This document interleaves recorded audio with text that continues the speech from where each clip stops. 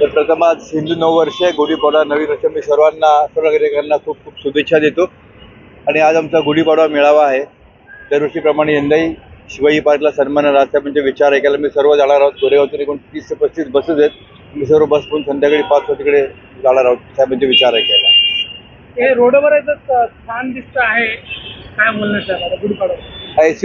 S रोडवरती आम्ही देखावा उभा केलेला आहे. आमचं नवीन वर्ष आहे, आम्हाला आनंद वाटतोय, त्याकरता आम्ही हा देखावा उभा केलेला आहे. लोकांना शुभेच्छा देण्याकरता तिथे किल्लाही उभा केलेला आहे. बरेच बॅनर्सही पुष्कळ लागलेले आहेत गोरेगावमध्ये.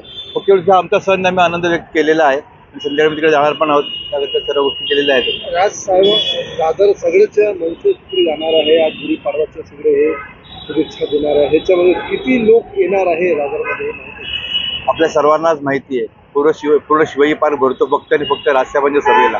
1 लाखाच्या वरती इकडे आज नागरिक असतात.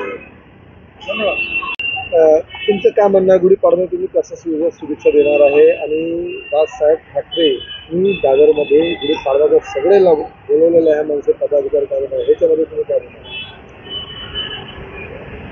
हिंदूंचा सण म्हणून किंवा हिंदूंचा नवीन वर्ष म्हणून गुढीपाडवा माननीय राजसाहेब साजरा करतात शिवाजी पार्कवरती. आणि अख्ख्या महाराष्ट्राचा उत्सव म्हणून इकडे आम्ही बघितलं जातं. आणि हा महाराष्ट्राचा उत्सव साजरा करण्यासाठी महाराष्ट्राच्या कानाकोपऱ्यातून शिवाजी पार्क आज पूर्ण भरला जाईल. माननीय राजसाहेबांचे विचार घेण्यासाठी, ऐकण्यासाठी आणि एकमेकाला आम्ही हिंदूंना शुभेच्छा देण्यासाठी म्हणून हा सण आम्ही साजरा करत असतो. चांगली ह्या गोरेगावमध्ये पहिल्यांदाच असं झालेलं आहे. इतक्या भव्य तऱ्हेचा हा गेट आणि या शुभेच्छा देण्यासाठी आम्ही पाडव्यासाठी हा इकडे देखावा उभारलेला आहे. अतिशय आनंद वाटतो शाखाध्यक्ष म्हणून. मला हे सांगताना खूप आनंद आणि अभिमान वाटतो.